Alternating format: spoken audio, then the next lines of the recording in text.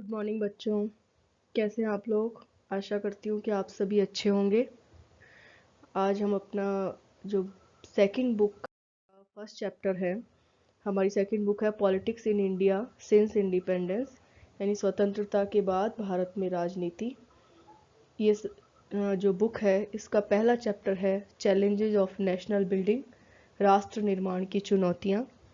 इसका हम एक पार्ट देख चुके हैं पहले कि राष्ट्र निर्माण की 3 प्रमुख चुनौतियाँ थी।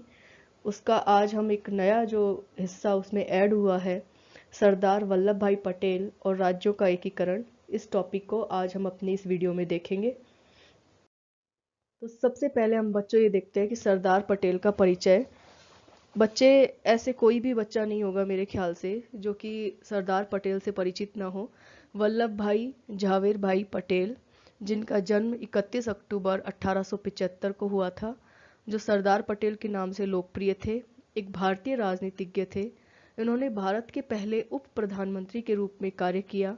वे एक भारतीय अधिवक्ता और राजनेता थे, जो भारतीय राष्ट्रीय कांग्रेस के एक वरिष्ठ नेता और भारतीय गणराज्य के संस्थापक पिता थे। उन्होंने स्वतंत्रता के लिए देश के संघर्ष में अग्रणी भूमिका निभाई थी और एक एकीकृत स्वतंत्र राष्ट्र में अपने राष्ट्र के एकीकरण का मार्गदर्शन किया था। ये इनकी पिक्चर आपको स्लाइड में दिखाई दे रही है, सभी इनसे परिचित है। इन्होंने लंदन जाकर बैरिस्ट्री की पढ़ाई की थी और वापस आकर अहमदाबाद में वकालत करने लगे थे। महात्मा गांधी के विचारों से प्रेरित होकर इन्होंने भारत के स्वतंत्रता आंदोलन में भाग लिया था और ये अत्यंत लोकप्रिय थे, भारतीय राजनीतिज्ञ थे। भारत का बिस्मार्क और लौह पुरुष के नाम से भी जाना जाता है। स्वतंत्रता आंदोलन में इनकी भूमिका को अगर हम देखते हैं तो हम पाते हैं कि स्वतंत्रता आंदोलन में सरदार पटेल का सबसे पहला और बड़ा योगदान था 1918 में खेड़ा संघर्ष, और 1928 में हुए बारडोली सत्याग्रह में इन्होंने किसान आंदोलन का सफल नेतृत्व किया था। 29 मार्च 1931 में कराची के में हुए कांग्रेस अधिवेशन में जो गांधी इरविन समझौता हुआ था, उसे भी इनके द्वारा स्वीकृति प्रदान की गई थी। और ये जो समझौता था, इसका जो अधिवेशन था, इसकी अध्यक्षता सरदार पटेल ने ही की थी। इन्होंने पूर्ण स्वराज के लक्ष्य को फिर से दोहराया था तथा भगत सिंह, राजगुरु और सुखदेव की वीरता और बलिदान की प्रशंसा की थी। यद्यपि कांग्रेस ने किसी भी प्रकार की राजनीतिक हिंसा का समर्थन न करने की अपनी नीति भी दोहराई थी, परंतु ये एक कूटनीतिज्ञ थे और ये हिंसा के साथ साथ सत्याग्रह के गरम दल को भी समर्थन करते थे। अब बच्चों, जो हमारा मेन टॉपिक है कि इन्होंने रियासतों का विलय कैसे किया और कैसे भारतीय रियासतों को इन्होंने मिलाकर एक किया। जैसा कि आपने चैप्टर में पढ़ा कि भारत जो था वो 565 रियासतों में विभक्त था, 8 ब्रिटिश प्रांत थे और अंग्रेजों ने एक तरीके से उन्हें पूरी तरह खुला छोड़ दिया था कि अब आप दो देशों का निर्माण हो रहा है धर्म के आधार पर, आप किस देश में मिलना चाहते हैं वो आपके लिए पूरी तरह से स्वतंत्र हैं। आप अगर पाकिस्तान में मिलना चाहते हैं तो पाकिस्तान में मिले, और भारत में मिलना चाहते हैं तो भारत में मिले, और स्वतंत्र रहना चाहते हैं तो स्वतंत्र रहें। तो इस तरह से 565 रियासतें स्वतंत्र हो गई थी और उन्हें अपने देश में उनका विलय करना, मिलाना कोई एक आसान काम नहीं था। देखिए, भारतीय स्वतंत्रता अधिनियम जो 1947 का है, उसने रियासतों को यह विकल्प दिया कि वे भारत या पाकिस्तान में शामिल हो सकती है या एक स्वतंत्र संप्रभु राज्य के रूप में स्वयं को स्थापित कर सकती हैं। तत्कालीन समय में लगभग 500 से ज़्यादा रियासतें, लगभग 48 भारतीय क्षेत्र एवं 28% जनसंख्या को कवर करते थे। ये रियासतें वैधानिक रूप से ब्रिटिश भारत के भाग नहीं थे, लेकिन ये ब्रिटिश क्राउन के नीचे थे। ये रियासतें राष्ट्रवादी प्रवृत्तियों एवं अन्य उपनिवेशी शक्तियों के उदय को नियंत्रित करने में ब्रिटिश सरकार के लिए एक सहायक के रूप में थी। सरदार वल्लभ भाई पटेल, जो कि भारत के पहले उप प्रधानमंत्री और गृह मंत्री थे, उनको वीपी मेनन की सहायता से रियासतों के एकीकरण का काम सौंपा गया। राजाओं के बीच राष्ट्रवाद का आह्वान कर शामिल न होने पर अराजकता की आशंकाओं को जताते हुए पटेल ने राजाओं को भारत में शामिल करने का हर संभव प्रयास किया। उन्होंने प्रीवी पर्स क्या था बच्चों, ये आप लोगों को समझना बहुत जरूरी है। ये एक तरह की भुगतान राशि थी जो शाही परिवारों को भारत के साथ विलय पत्र पर हस्ताक्षर करने पर दी जानी तय की गई थी। एक तरीके से ये समझ लो कि इनके लिए एक सैलरी डिसाइड कर दी गई थी कि इनको मंथली या सालाना इस तरह का एक पैकेज भारत सरकार से दिया जाएगा। क्योंकि एक सिंपल सी थ्योरी है, आप लोग इसको समझिए कि जो राजा जनता की टैक्स पर, उनकी आमदनी क्या थी राजाओं की आमदनी जनता से वसूला जाने वाला टैक्स था। और अगर वो भारत में उसका विलय कर देते हैं अपनी रियासत का, तो टैक्स कौन वसूलेगा? टैक्स भारत वसूलेगा, भारतीय राजस्व में जाएगा। अब राजा कहते थे कि हम क्या करेंगे, हम तो बेरोजगार हो गए। तो उन्हें एक पॉलिटिकल साइंस में एक टर्म आती है जो कौटिल्य की बताई हुई है, साम दाम दंड भेद। 4 तरीके होते हैं किसी को अपने पक्ष में करने के लिए। साम मतलब समझाना प्यार से, अगर वो आपके पक्ष में खुद ही आ जाए। दाम मतलब कुछ लालच देना, लोभ देना।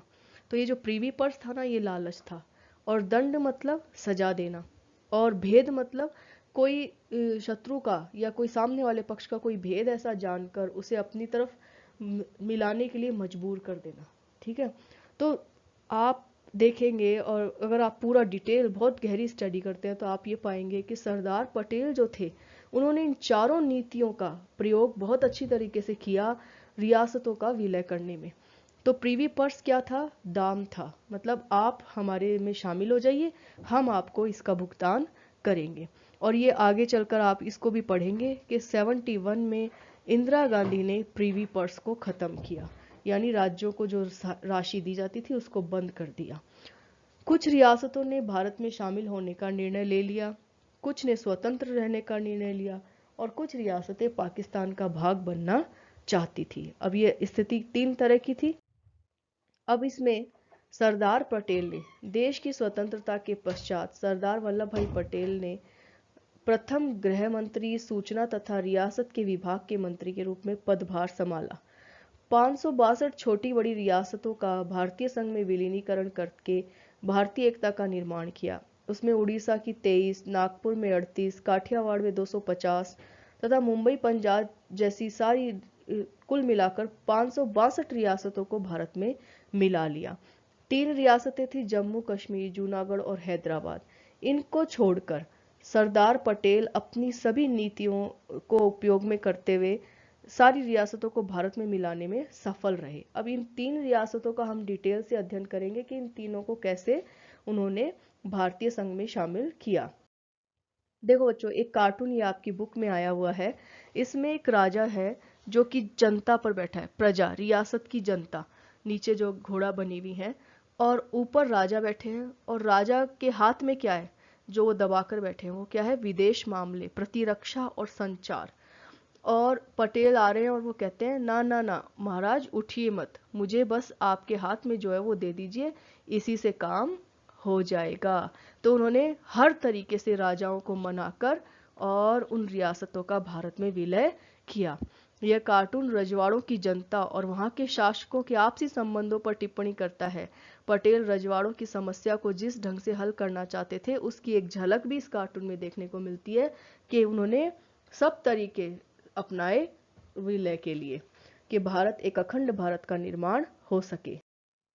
अब देखिए, जो एक सबसे बड़ा विवादित रियासत थी हैदराबाद।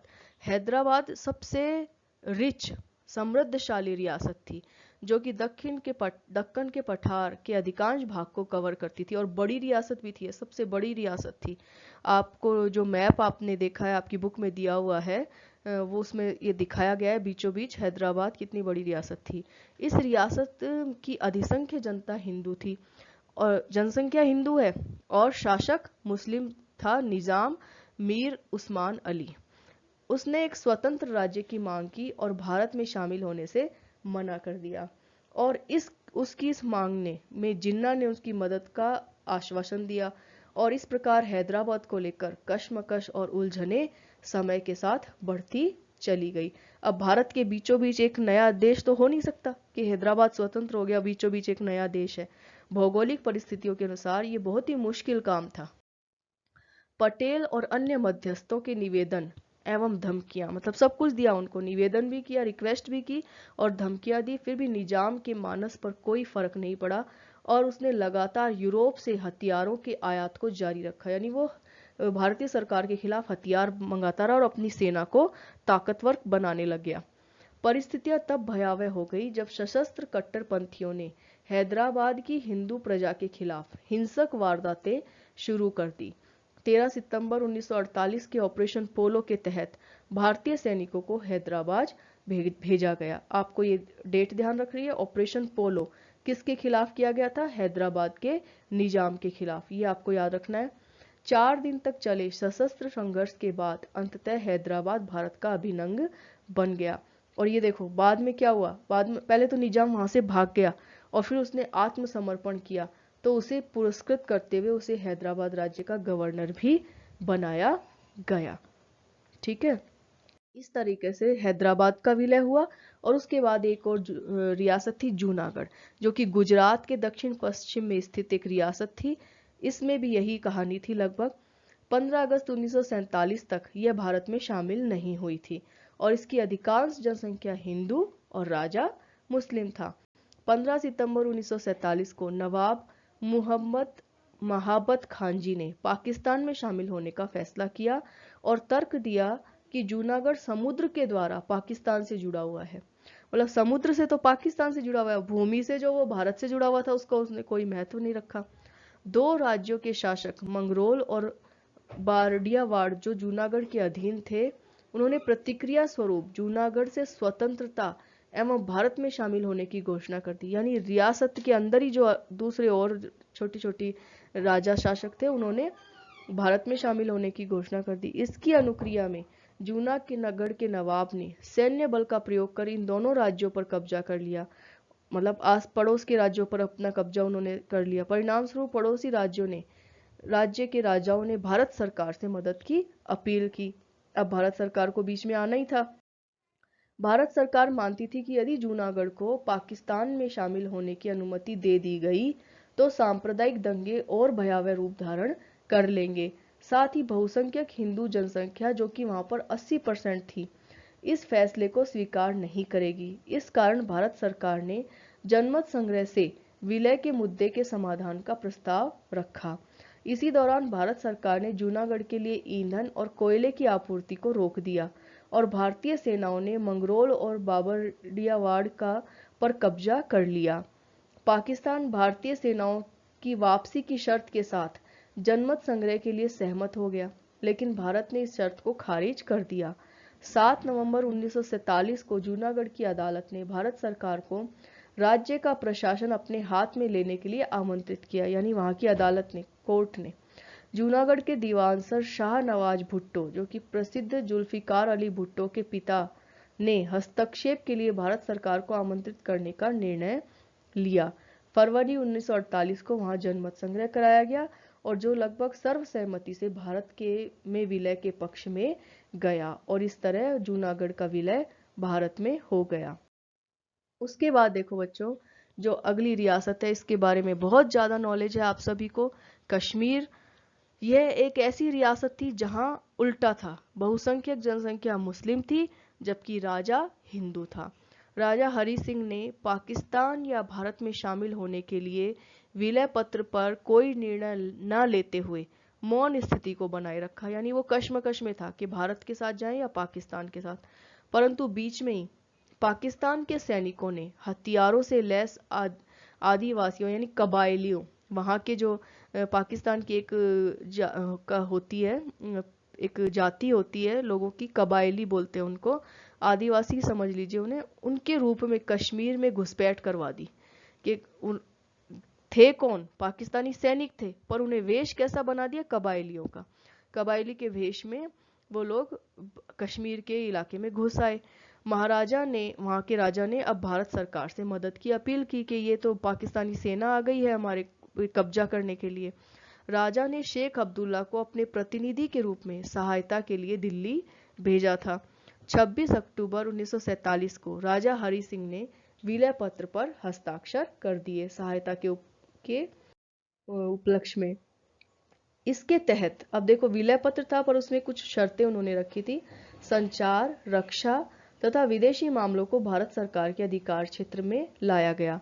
5 मार्च 1948 को महाराजा हरि सिंह ने अंतरिम लोकप्रिय सरकार की घोषणा की जिसमें प्रधानमंत्री शेख अब्दुल्ला बने। 1951 में राज्य संविधान सभा निर्वाचित हुई और 31 अक्टूबर 1951 में इसकी पहली बार बैठक हुई। 1952 में दिल्ली समझौते पर हस्ताक्षर हुए जिसके तहत भारतीय संविधान में जम्मू कश्मीर को विशेष दर्जा प्रदान किया गया। 6 फरवरी 1954 को जम्मू कश्मीर की संविधान ने भारत संघ के साथ विलय का अनुमोदन किया। ठीक है, यानी वहाँ की संविधान जो वहाँ का विधानसभा थी उसने भी विलय का अनुमोदन कर दिया और 52 में विशेष दर्जा उसको प्रदान कर दिया गया। विशेष दर्जे में ये होता है कि वहाँ का एक अलग संविधान होगा, अलग झंडा होगा और वहाँ के विधानमंडल में भारत द्वारा बनाए गए कानून पहले वहाँ के विधानमंडल में पास होंगे, उसी के बाद लागू किए जाएंगे। तो विशेष दर्जा जम्मू कश्मीर को दे दिया गया। अब उसके बाद देखिए जम्मू कश्मीर के संविधान की धारा 3 के अनुसार जम्मू कश्मीर भारत का एक अभिन्न अंग है और रहेगा। यानी जम्मू कश्मीर का जो संविधान था उसमें यह डिसाइड कर दिया गया कि जम्मू कश्मीर भारत का एक अभिन्न अंग है और हमेशा रहेगा। अब ये विशेष दर्जा किस धारा के तहत दिया गया था? अनुच्छेद 370 के तहत, जिसे 5 अगस्त 2019 ये आपको याद रखना है, पिछले साल भारत के राष्ट्रपति ने संवैधानिक आदेश के द्वारा 2019 की उद्घोषणा की जिसमें जम्मू कश्मीर को दिए गए विशेष राज्य का दर्जा खत्म कर दिया गया। और पहले ये विशेष राज्य का दर्जा प्राप्त किया हुआ राज्य था और अब फिर इसके 2 टुकड़े लद्दाख और जम्मू करके दोनों को केंद्र शासित प्रदेश बना दिया गया है। ठीक है, इस प्रकार जो कश्मीर रियासत थी वो आज 2 भागों में केंद्र शासित प्रदेश के रूप में विद्यमान है। उसके बाद एक और आपकी बुक में प्रसंग आता है मणिपुर के विलय का। आजादी के समय मणिपुर के महाराज बोध चंद्र सिंह ने मणिपुर की आंतरिक स्वायत्ता को बनाए रखने के लिए विलय पत्र पर हस्ताक्षर किए थे। जनमत के दबाव में महाराजा ने जून 1948 में मणिपुर में चुनाव कराए और राज्य एक संवैधानिक राजतंत्र बन गया। इस प्रकार मणिपुर चुनाव कराने वाला भारत का पहला भाग बना। मणिपुर की विधानसभा में विलय को लेकर अत्यधिक मतभेद था। भारत सरकार ने सितंबर 1949 में मणिपुर की विधानसभा के परामर्श के बिना एक विलय पत्र पर हस्ताक्षर कराने में सफलता प्राप्त की और इस प्रकार मणिपुर का विलय भारत में हुआ। तो बच्चों ये कुछ प्रसंग थे जो कि विवादित रहे और इस प्रकार सरदार पटेल ने के अथक प्रयासों से अखंड भारत का निर्माण हो पाया। और आज भी आप देखते हैं कि राज्यों का बनना बिगड़ना तो जारी है। अब जो अपना अगला पॉइंट है इसी चैप्टर का, उसमें हम यही देखेंगे कि कैसे आज भी राज्यों की सीमाएं बदल रही है। तब तक आप लोग घर पे रहिए और सुरक्षित रहिए, खुश रहिए।